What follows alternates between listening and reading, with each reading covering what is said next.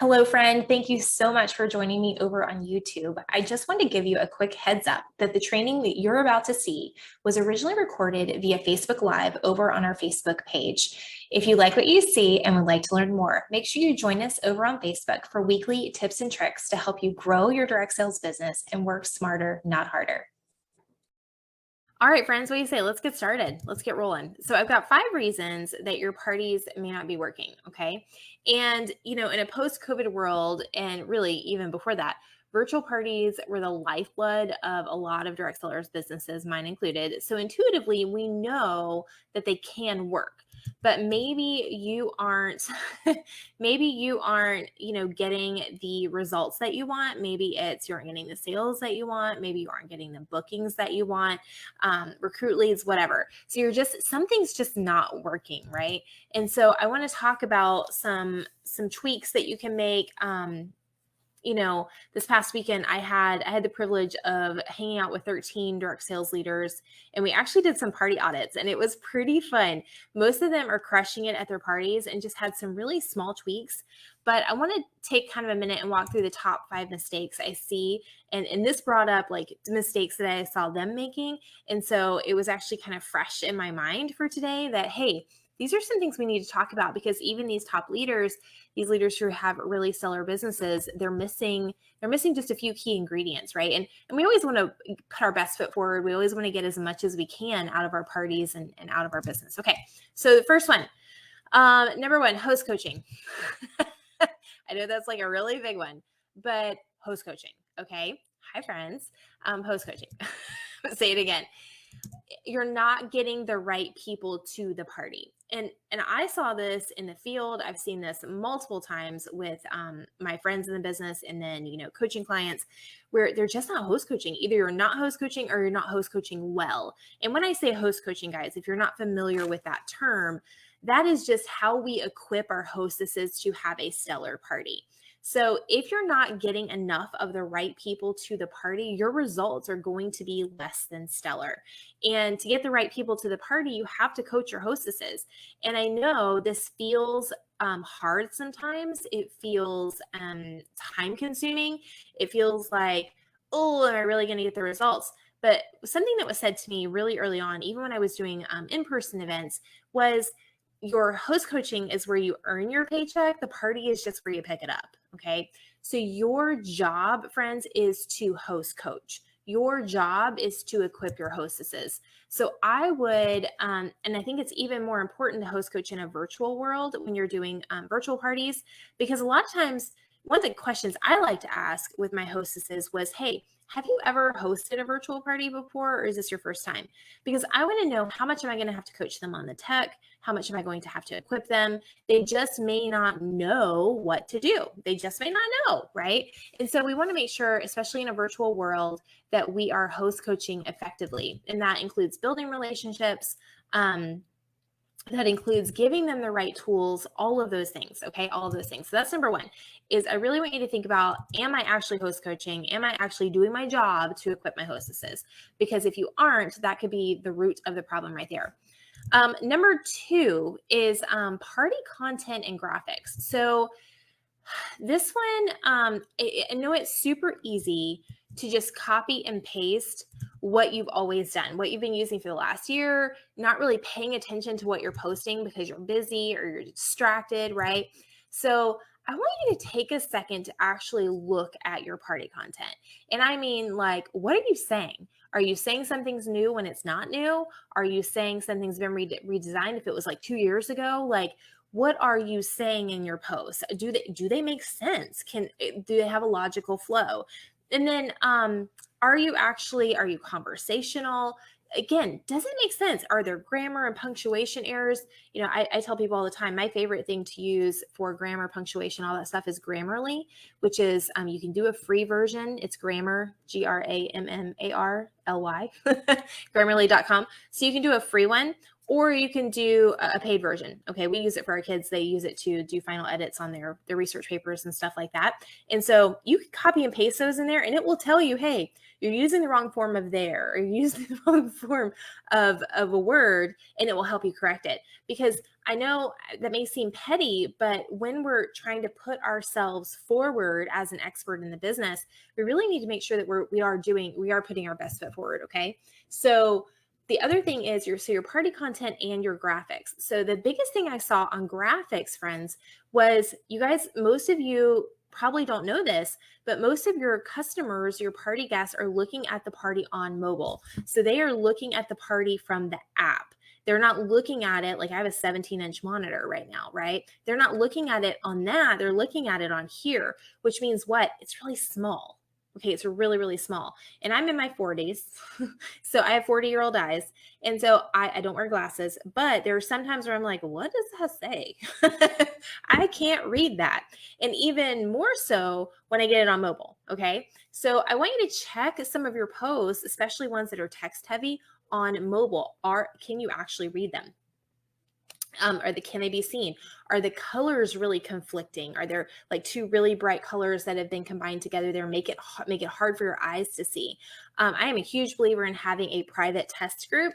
So I like to test stuff out in there. Even now I like to test stuff out in there. We have a secret group that we use. So you can post those in there, then go in there and check it on mobile, and hey, how does that actually look? Or just scroll through one of your past parties to make sure that your graphics are solid. Make sense? Okay. Number 3, edutainment. I know that's probably not a real word, but we're going to use it anyway. So are you educating and are you entertaining? Are your parties fun and educational? And again, a quick scroll through your parties actually will give you a pretty good sense of, is this fun? Or is it like watching paint dry? Am I just like lambasting these people, just like word vomiting all over them with all of these product features and numbers, and I'm not actually like having any fun? I'm not actually having any fun, right? Or am I just talking at them instead of having conversations with them? Am I just including only product features and no benefits? So they don't really see the benefit of the product for them. I always love this phrase, like features tell, benefits sell. So if we could talk about the benefit of someone, how is it going to save them time and money, then we can actually start to sell some stuff. Then we can actually say, hey, I've got the solution to this problem that you have. Does that make sense? So make sure you're educating and entertaining.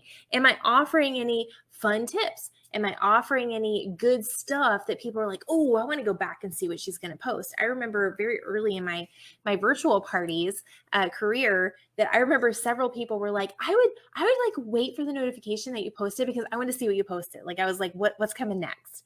Do your guests feel that way? Right? Do they feel that same way? Are they like, oh my gosh, I can't wait to see what she's going to post because it was so much fun, right? You want your guests to feel that way. You want them to keep coming back to see what else you have to say. So fun and education. And I say this till I'm blue in the face, but friends, if you don't know what to put in your educational post, go to Pinterest, okay? Pinterest is a treasure trove, or go to University of Google, right? We can all Google stuff. Favorite food tips for summer, favorite organizing tips for summer, travel tips. Like, what are some things that you can offer as educational pieces that relate to your products? Make sense? Pinterest is fabulous for this, and so is Google. Okay. All right. And I kind of alluded to this one, number 4, features versus benefits. And most people don't understand the difference between features and benefits. So let's walk through it really quickly. All right. So a feature is literally the design elements of the product, what it's made from, colors, size, all those things. Okay. The benefit is how that product is going to save them time and money. Okay, the benefit. And like I said, features tell, benefits sell. So we want to make sure that as we're talking about our products, and most people aren't doing this, friends, as we're talking about our products, we're talking about the benefit, not it's made in the US, it's this size, this color, this shape. Like, what does that mean to me? Why does that matter? So that's a question that you can ask. Well, it's dishwasher safe. Why does that matter? Because it saves me time and money. It saves me time and energy not washing the dishes, right? Because who wants to hand wash? Or I'm thinking about books. It's board books, or they're super durable because you know your kid's going to chew on it, right? And you don't have to replace it. Make sense? So think about, how does this feature of the product actually save them time and money? How does it actually benefit them? Make sense? So that's what we need to think about too, is we need to be sharing more benefits than we are features. They can go to your website and figure out the features, right? They can figure out the sizes and all that fun stuff. And then the last one, number 5, guys, is relationships. So many people are missing relationships in their parties, and especially in a virtual world. I really want you to think about this for a second. If you were going to go to someone's home, if you were going to walk into someone's home and do a party, okay, you would not, I mean, maybe you would, but you would not like stand in the corner and not talk to anybody, right? Like, please don't come talk to me. I don't want to talk to anybody, right?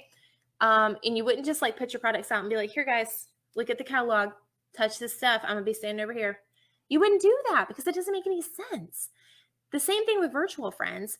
We're putting the product posts out there, we're putting the games, we're putting all this fun stuff out there, but we have to actually talk to the people. So we have to ask questions, we have to build relationships, we have to have conversations, because at its core, they have to know, like, and trust us to continue their relationship with us, whether that's hosting, whether that's as a customer, whether that's joining our team.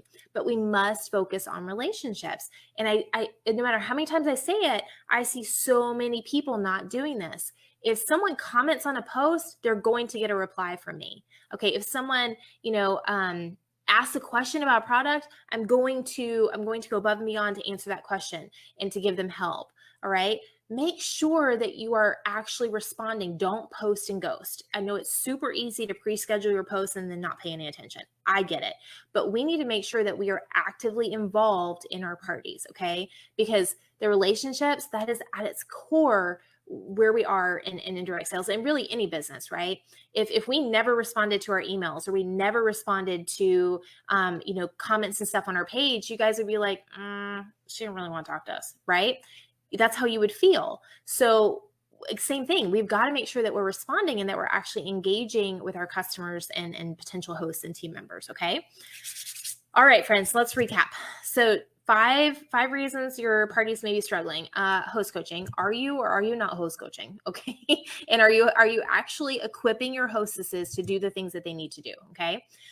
Party content and graphics. Is your party content locked in? Do you have engaging content? Are the graphics easy to read?